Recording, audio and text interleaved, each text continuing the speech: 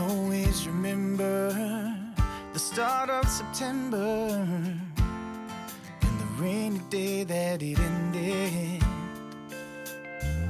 I hope this reminds you of a wahoo chilling under a palm tree. Oh, Hannah, just me and my family. Well, what's up, you guys? It's the Andrew Christopher Show, aka the AC Show. I am your host, Andrew Christopher. Doing a bit of a different episode this week. Going to be talking a lot about my daughter, Lilee-Jean. Many of you know, maybe some of you don't, and I've found that the more and more people I'm meeting recently don't know about my daughter, Lily. She passed away when she was not quite 3 years old, and she had brain cancer. So I really wanted to tell a bit of her story and celebrate her life and fill some of you guys in on what's really shaped me as a person, but mainly focusing on her and her time here on this earth. And it kind of came up. I met some friends of a friend's at our daughter's dance class. My daughter Haven is dancing. And so I met these people and we were kind of just reintroducing ourselves and doing the small talk stuff. And it's, I think a lot of bereaved parents will relate to sometimes having awkward conversations about how many kids you have, or, the question just came up and said, yeah, how many kids? How old are your kids? And so I said, Jaden's 10 and Haven's 5. And for this time, I left it at that. I feel like it's kind of 50-50 whether I bring up Lily or not in conversations in that way. And there's so many emotions that come from that for myself. When I do talk about her and mention, say, yeah, we've got a 10-year-old, a 5-year-old, we've got a kid on the way, and also had a daughter who passed away when she was 2.5. And people's jaws drop and they don't know what to do and I don't know what to do. So I usually have a dumb smile on my face, kind of like this. And then I start thinking, oh my God, am I really almost half smirking? I just told these people that I had a daughter who passed away and they're probably thinking I'm insane. And so a lot of things go through your head. And that's why half the time I don't really bring it up. But then if I don't bring it up, I feel even worse. And because it's, I never want Lily to be forgotten. But part of it is I don't want to put these people in a position. Some people start crying. And I'm like, we're at the kids' dance class. I don't want you to start crying. And again, then that other feeling of, wow, I just told these people I had a kid who passed away. Should I be crying? But realistically, if I cried every time I talked or thought about Lilee-Jean, then half the day I'd have a freaking puddle of tears surrounding me. So that's not the best way to go about it. So I didn't mention Lilee-Jean in this situation. I'm sure she'll come up at a later date as we get closer with these friends, or maybe they're watching and hearing about Lily, or maybe they had already heard about her. But yeah, that's just kind of a small glimpse into the head of a bereaved parent when they get asked, how many kids do you have? And I don't know, I'm sure everybody deals with it differently or answers that question differently. For me, like I said, sometimes I bring her up. It's very situation dependent, because it is obviously a very sad topic to bring up. And so sometimes I'll mention it, sometimes I won't. And I think that's okay. It's my way of dealing with it. And I know that eventually her story will come up. And I think it pushed me, and I was like, fuck, I should have brought it up that time. Like, these guys were really nice people. I could tell they were very compassionate and would really, really care. And so I think that pushed me to do this episode. I knew I was going to do this at some point. I didn't know when. And I had been having a pretty rough couple weeks. And then that little interaction, I think, pushed me to say, okay, I think it's time to tell Lily's story. And I've never really, I've talked to people about it, but I think I'm going to go into a bit more detail here. And hopefully you guys are interested. And it's my way of hopefully raising some more awareness about pediatric cancer. And as I said, celebrating her life, making sure her story's out there for whoever wants to know about it. And I know my family and friends who did know Lily will really enjoy kind of a recap of her life, and they can watch or listen and see all the pictures I'll put up and think of their own memories. And sorry if you cry. If I start to cry, I'll just put a picture up right here and then nobody will see it. But anyway, so I guess we'll get right into it. Lily was born December 5th, 2010. One of my first memories is a local church in Chilliwack sent us over a hamper, a Christmas hamper full of food and presents. And that was just really nice. It's a nice memory I have because obviously it was pretty crazy. So we didn't have a lot of time to get out and do the shopping and stuff at that time with our first kid. And they probably knew we were two young parents who didn't really know what we were doing. So they wanted to help us out. So that was really great. Then, I went back to work. I was working at Pathways, working with disabled adults at the time, and kind of living our normal lives. Lily's mom, Chelsea, was home with her. And then I guess the first question we always, or not the first one, but it often comes up and people would ask, how did you know something was wrong? And as sick as it sounds, Lily was having a hard time sitting up straight and holding her head up, and she would often slouch. And it turns out it was because of this tumor that was inside her head, and she was having a hard time holding up her head with all this extra weight. And so we just kind of saw her not sitting up straight and having a hard time with her head.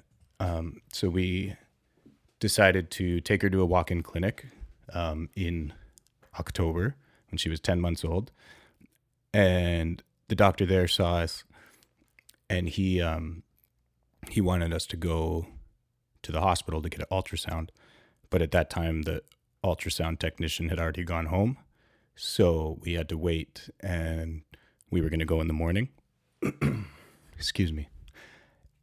And that night, it kind of went 0 to 60, and she wouldn't sleep at all. Lily was so restless, and she would only sleep if we were holding her, and then it would be, maybe 20 minutes, and she was up screaming again. And I guess this pressure was building up inside her head. So we went to the hospital the next morning and got the ultrasound, and really kind of weird coincidence. I knew the ultrasound technician from around Chilliwack. It's a small town, and a friend of a friend kind of thing. And she kind of didn't seem in the greatest mood. And in hindsight, I think she kind of knew something was wrong, but obviously is not allowed to tell us. She needs to wait for the doctor to review the scan. And so we went to the waiting room or somewhere in the pediatric ward at Chilliwack Hospital, and they came and talked to us. And from there, we were rushed off to Children's Hospital in Vancouver. And when we got there, within an hour or two, they were opening Lily's head up and to relieve all this pressure that was going in, to drain some of the fluid, I think, that had built up, and grab a small chunk to do a biopsy because they knew there was a tumor in there. And so they did this. It was a pretty crazy day. Obviously, brain surgery on a 10-month-old baby is not normal. And so we were just in shock and kind of in survival mode at that time, going just autopilot, kind of wanting to know what's wrong with our kid. And it's kind of a blur those first few days. And so she came out of surgery, just laying there, big cut open on her head. And we had to wait a few days, probably, like a week, for the results. And so that was October 11th is when she had the ultrasound, and and first surgery. And then the 21st, I guess. I have some notes. You'll see me looking down a lot. We got the diagnosis that it was glioblastoma, GBM, which is a brain cancer, the same brain cancer that Gord Downey of the Tragically Hip recently passed away from. And this is very rare for kids to get this type of cancer. And they have no idea when it started, if she was born with it or if it was something that started growing after, but it grows very quickly. So they kind of assumed it was something that just showed up and then started growing. And that's where all this pressure and fluid started collecting. So it was cancer. We knew that. Lily's mom and I had to go sit in a room with the doctor and talk about decisions on what we could do. And it was one of the, just craziest things to ever happen and biggest decisions of our lives that we had to make. As the doctor told us that doing nothing would be a very viable option at this stage with how aggressive this cancer is and how low of a probability of survival is, pretty much next to zero. And in the long term, it was kind of always gonna end badly for Lilee-Jean. And I think the more we talked about it with the doctor, and it was that, there's a chance we could get her to live longer. Still, he urged us not to think of it as there's a chance that, she'll survive or whatever. It was more that we could get her some more time with us and then maybe see. But he didn't really give us much hope in terms of survival. And that was something I think, for myself, I kind of created in my own mind, was the hope. And because, of course, you need to have something to hang on to going through that kind of thing. But again, very aggressive, incurable brain tumor. And so we had to make the decision, were we going to let this thing play its course, or were we going to start with another brain surgery to remove as much as we could, and then intense chemotherapy to try and shrink it and stop the growth. And so we obviously chose to fight it, which I would always choose again. And it got us another year and a half of time, with almost 2 years with Lily, where we did a lot of stuff. So it was the right decision for sure. So after that, it went to, as I said, another brain surgery to remove as much as they could. They came to us with some numbers and then changed the numbers a bit throughout the course of treatment, not being sure how much of the tumor they were actually able to get out. I think ballpark, it was somewhere around 30 to 40% that they actually got removed with the surgery. And looking into the future, it did cause quite a bit of harm to the right side of her body, where she couldn't use her right arm as much. It was very weak. Same with her walking or running. She was, her right leg was not working as well as the left side. And so it already had some effects on her. And so after that surgery, we were in hospital recovering for quite a while. And we had our first Halloween there. And we dressed up as pirates. And they did a great job at the hospital of having candy, and the kids would go around to the different rooms trick-or-treating. Lily wasn't doing so well, so we kind of missed the parade. All the kids got together and did a parade around the hospital. So we missed that, but we still got dressed up afterwards, and everyone was really good about having her come over and giving her candy, even though, she was 11 months at this time. And anyway, so that was kind of our first interesting hospital experience we never thought we would be a part of, was having a Halloween in a hospital. And then it came time for her first birthday in December. And at this time, we had started chemotherapy, so we were in there seeing how she was going to react, and still sleeping at the hospital and at like Ronald McDonald House, or they were setting us up at a hotel close by. So one of us would go stay there, one of us would stay with Lily. And her first birthday we had at the Playroom at BC Children's Hospital, and all our friends and family came out. It was cool to get everybody together, but pretty weird experience again, having her first birthday in a hospital with a big scar on her head from brain surgery and being pumped full of drugs. So we were there. It was about this time Lily met actually, it was one of the first people we met in the hospital. Our friend Hannah and her daughter Madison was in there, who was a couple of years older than Lilee-Jean, but that was kind of the first kid that Lily connected with. So they always held a special place in our hearts. Madison's also passed away. She passed away that summer, and we went to her funeral, and I was honored to sing a few songs there. And that was really tough because it was kind of the first close experience with, a kid with cancer passing away, which ultimately would be the fate for Lilee-Jean. So they've always been really close to us. We still keep in touch over Facebook, and it's one of those shitty things to have in common that keeps you kind of bonding for life. Yeah. So we had her first birthday there, and then we did get to go home for Christmas because her birthday was December 5th, as I said.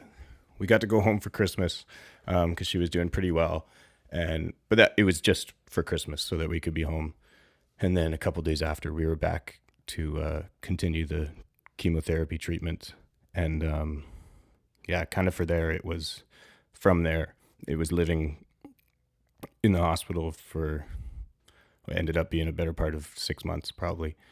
As I said, one of us would stay at the hospital with Lily.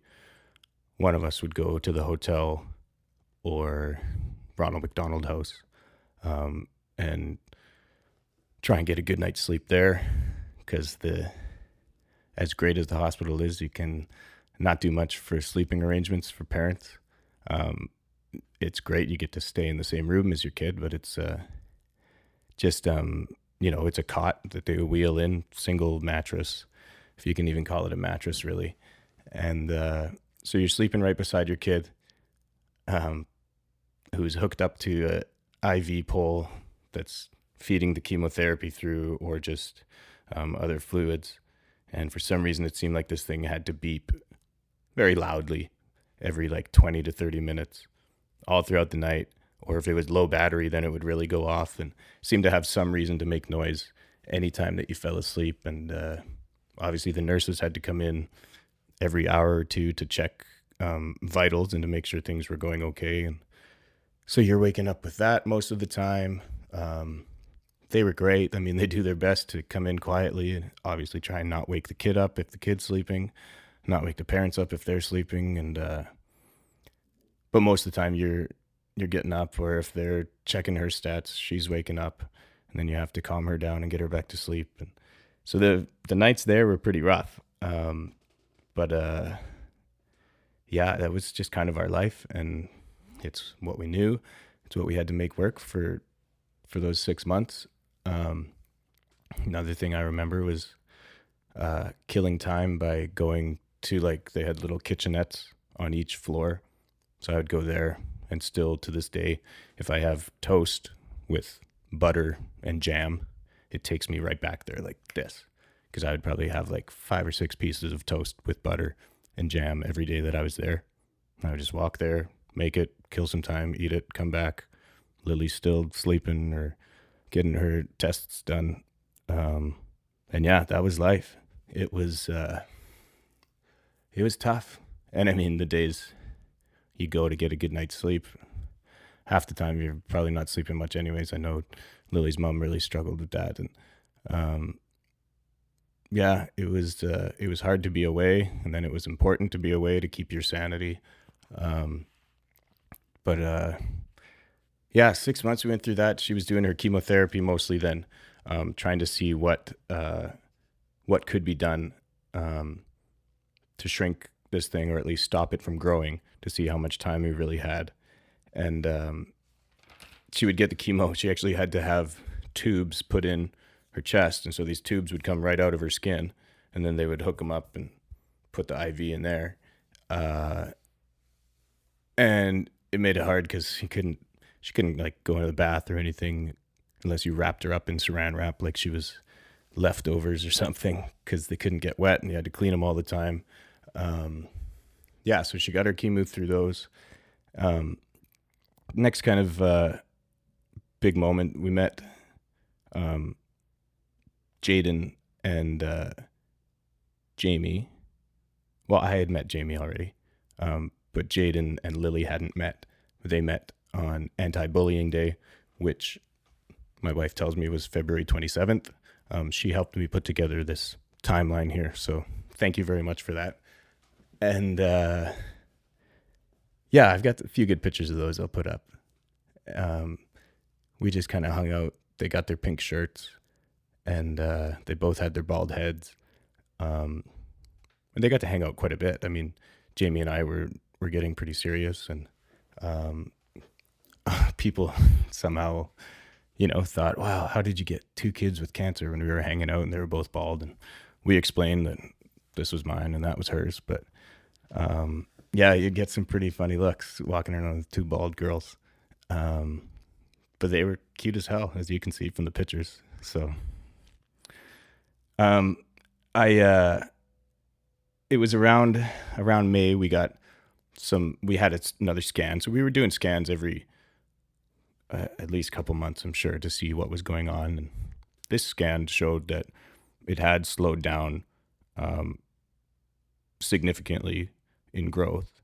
So it didn't seem to be growing anymore, which was a good sign. But they didn't know how to shrink it and get rid of it, knowing that it would start growing again. So it was good news, but as I kind of mentioned in the beginning, it was always this hope that you would create in yourself, whereas, from the beginning, it was always such a negative outcome that was ultimately going to happen. But then you hear some of this news and you start getting confused, and you're like, okay, so it stopped growing now, so it could start shrinking, it could be gone, and she could be okay. But it was never really the case, and it was this, I always say it was a false hope that I was creating in my own head, which I think I kind of needed to do to get by, and to keep, really trying to enjoy this time I had with Lily and help her experience what we could in the world. So at this time, we kind of did start moving a bit more towards outpatient, meaning we didn't have to stay at the hospital as much or as long. We could bring the chemotherapy home with us and start giving it to her ourselves, and then just go in maybe once a week for checkups and to get the drugs that we needed to give to her. And she had a hard time taking these. It was, I would describe it as if you melted down anything metal and then tried to feed it to a child and tell them they had to take it every day. And so that was the chemo, but then the drugs to stop the nausea and all this were just as bad tasting. And she had a really hard time keeping this stuff down. We would have to put her in the bathtub and try and get it in her so that she wouldn't throw it up. And then half the time she was throwing it up. So then you'd have to wait and try and give it to her again until she could actually keep it down. So it was just a constant battle, and just like,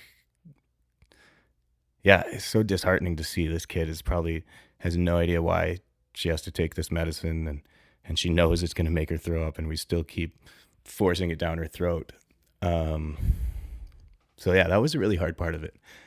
Trying to get her to take these meds and trying to get them to stay in her stomach to help do what they're supposed to do.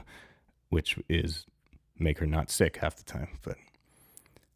And I think it was the one that was for anti-nausea was the one that was making her puke instantly. And yeah, it was tough. So, but we were out of the hospital a bit. So we were getting to do a little bits here and there with her. And we had her second birthday. At our place, we did a Curious George theme, as she called him Monkey George. She used to watch the movie over and over. And it had the soundtrack by Jack Johnson. And that's why the song Upside Down is one of my favorites to play at my gigs. And Jaden did a dance routine to it as well. That was really special. And then, we did try to do normal life things, lots of, picnics and whatever, and just hanging out when she was feeling up for it. And then a few months later, the next scan was not good news.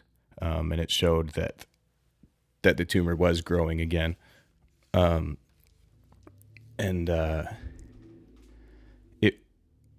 They weren't sure really what to do, because it meant this chemo wasn't working as well as they had hoped it would. And there really wasn't many other options. So we decided to keep trying some of the chemo, or I think they changed up the regimen a bit, or order that they would give the drugs in to hope maybe something different would happen. So we did keep trying that for a little while. And this is, I think, kind of where the Dancing in the Rain list came in.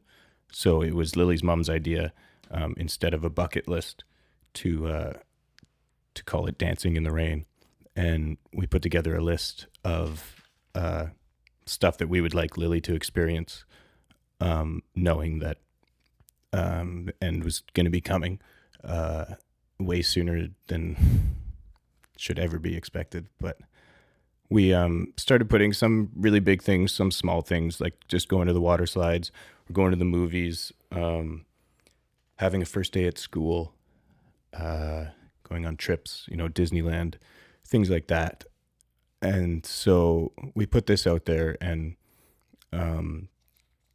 had a few really big sponsors to help with some of these wishes, and some littler ones who just said, yeah, we'll send you to the water slides, no problem. Here's some passes, go have fun, which is great because neither of us were really working much.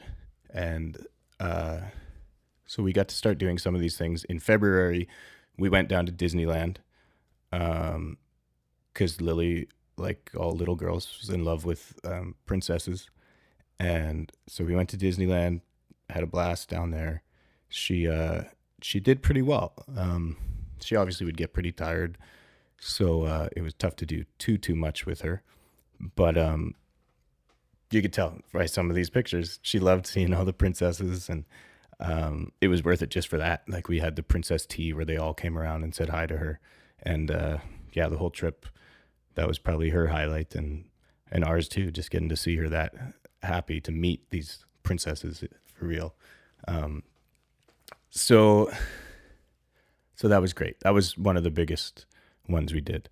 And then it was kind of time after that, when we got back and we ended up, it was time to stop treatment, as we knew the next scan was bad as well. And so it was, it was really time to kick it into overdrive and do everything we possibly could with this kid, knowing that that her time was very limited. They took her tubes out, and there's a really funny video I love. She getting in the bath, because she couldn't really have a bath before, as I said. And she's saying, no tubes, because she's in there splashing around and she doesn't have to worry about getting these tubes wet. So those came out, so we were able to take her to the water slide. She could go swimming in the lakes and everything. And we had our first day of school, thanks to Chris Weeger at Kent Elementary, the elementary school that I went to. We took her into kindergarten, and that was a really cool day, one we'll never forget. So thanks, Chris, for setting us up with that. And she loved it, being around all the kids and just playing. And I'm sure she felt a bit more normal to be in a situation like that without all the doctors and nurses around as well as other kids. So that was pretty cool.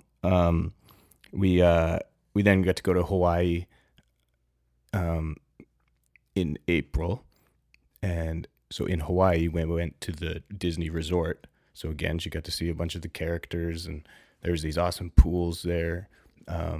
Incredible resort if you ever get a chance to go. So we did that. We went to like a luau and stuff, and Lilo and Stitch was one of her favorite movies, so we got to meet them.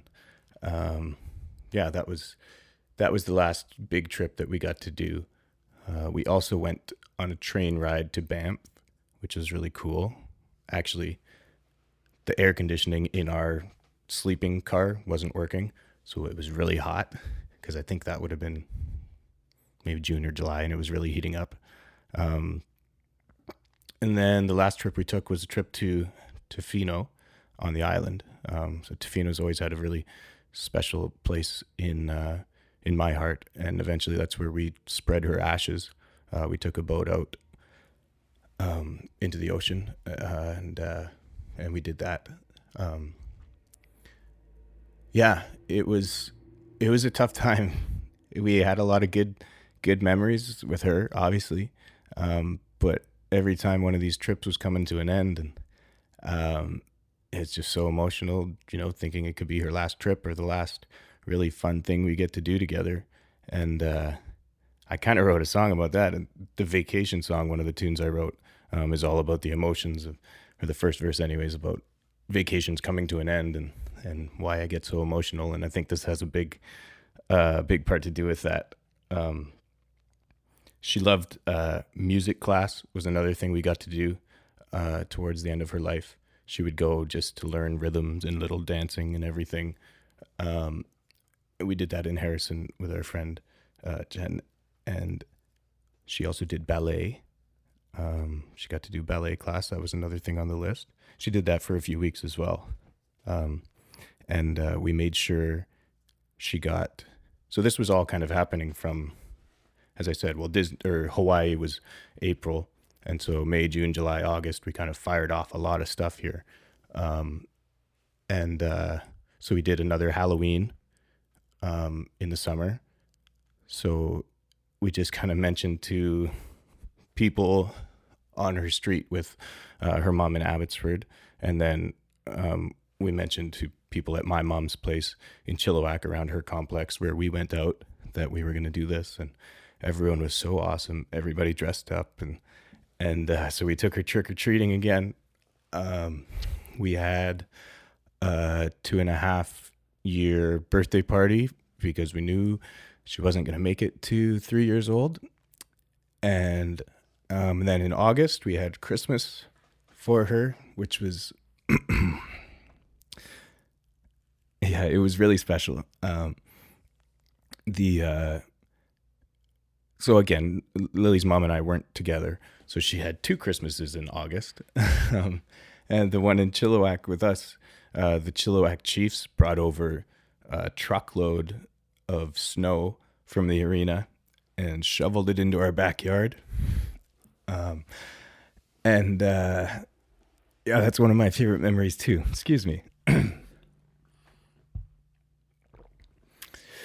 So she woke up and had presents and had a yard full of snow in the middle of August.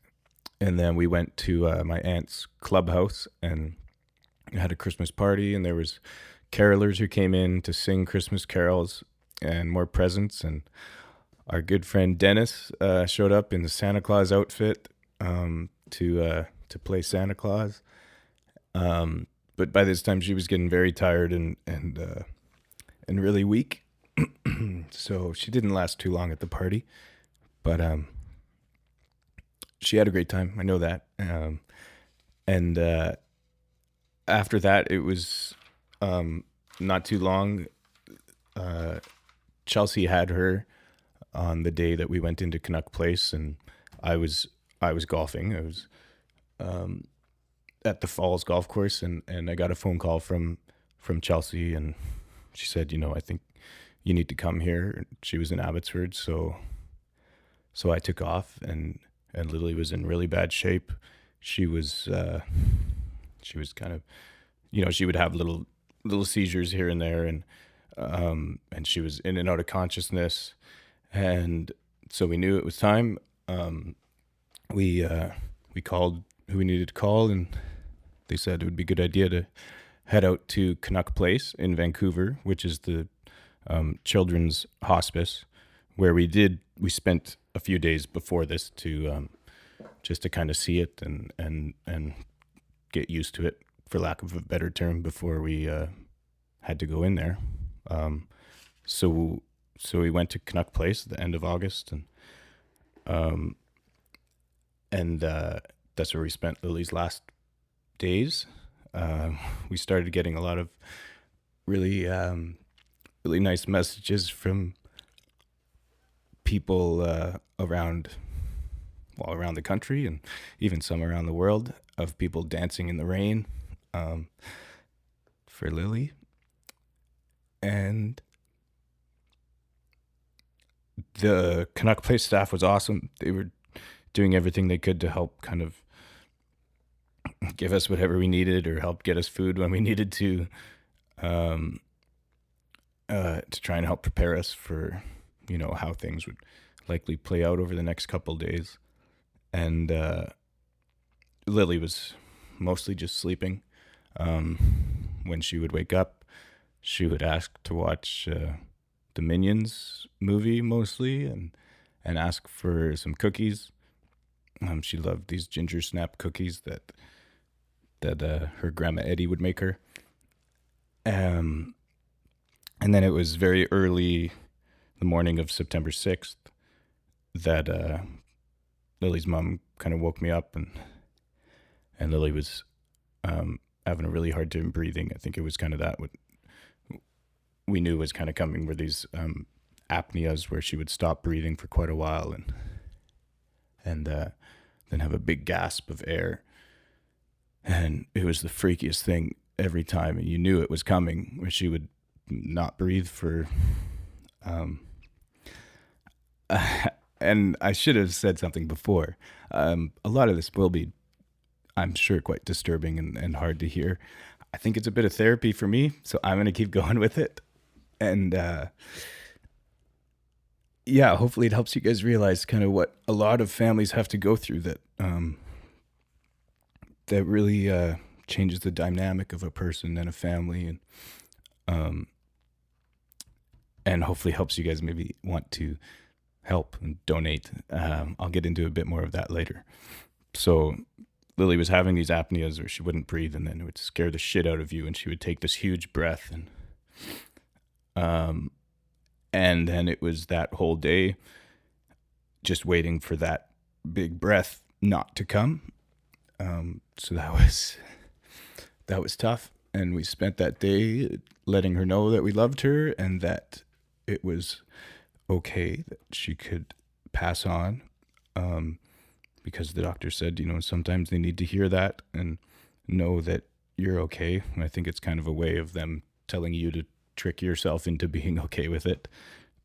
But and it was not till later that afternoon that she passed away, and Chelsea was holding her, and I was playing my guitar and singing. I was mostly singing Somewhere Over the Rainbow or Hallelujah, a couple of the songs I really liked to play for her. And she passed away, and the Canuck Place staff was very respectful, and we had our time with her, and then they said, if you guys want to go upstairs, like there was a room there for us that we didn't really spend time in because we were with Lily the whole time, and they said they'll take care of getting her ready, and they did that, and they put this beautiful dress on her, and then they said, a lot of the dads or the parents want like to carry their child out. And so I did that and carried her out, and she was taken away. And yeah, that was that. And so that was kind of the end of her story. She was not quite 3 years old, taken far too soon, along with some friends that we made there, as I mentioned, Madison and another young boy we became close with, Shawnee, and his mom Tina. They were always great, and they got to hang out a few times. But then this was after Lily passed. Sean passed away, and a couple other of girls I remember, older girls who really looked out for Lily, or just had a few. I think it was even just a couple days that they were in her life. But I remembered Cecilia and Alyssa, who also passed away. And it's been a tough thing since to get through. So that was 2013, and we celebrate her birthdays, and the day she passed away, we try and do something special, and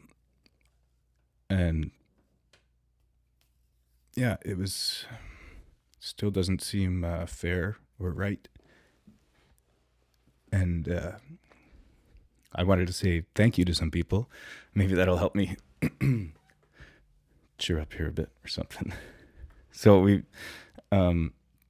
firstly, as I mentioned a ton of times, the Canuck Place staff and the BC Children's Hospital for doing everything they could do, and helping us along. They're amazing places and amazing people that work there, and the communities that came together. There were a lot of really big fundraisers done for Lilee-Jean, to help us spend as much time as we could with her and not worry about finding the money for it, or wondering, if we could stay there, or if we had to go home, if somebody had to go to work, and also to help send us on these trips with her so that she could experience some of what this world has to offer. So thank you to everybody who put on those fundraisers. This guitar is from one of them that happened in Edmonton. A bunch of bands got together and played, and they got everybody to sign this guitar, and Brittany brought it out for me, one of the sisters who put on the fundraiser. And there was a bunch of other ones, lots in Chilliwack and Abbotsford, and our friend Becca up in Fort McMurray. There was a ton of people, so thank you all. I won't mention you all by name, but thank you guys. And again, those families we met through the hospital who kind of helped us figure out what the hell was going on, especially when we first checked in.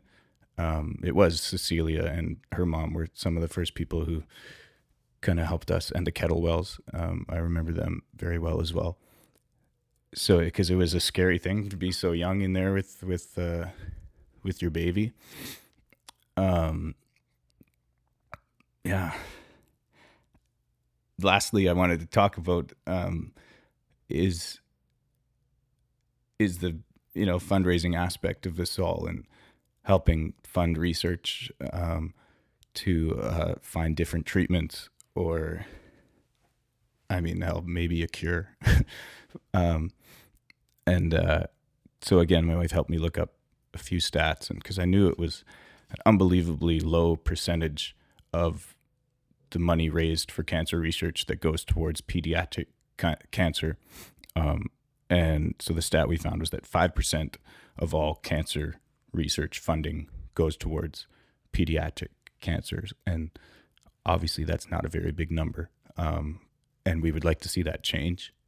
And so next time, if you are donating or attending a fundraiser, or wondering where you should put your money towards, I think you should think about these kids, these teenagers who don't get an opportunity to grow up. And I've always struggled with this, but I don't think it's insensitive. And I think if you ask a lot of these people if and adults get breast cancer or prostate cancer, and but these kids don't even get that chance to grow up and have those experiences before these type of cancers.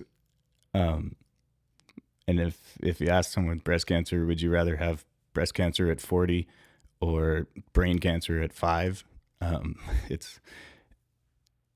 I think it would be a pretty easy answer for most people, and I think that should maybe push us towards funding more research for these kids so that they stand a chance to live a little bit of their lives.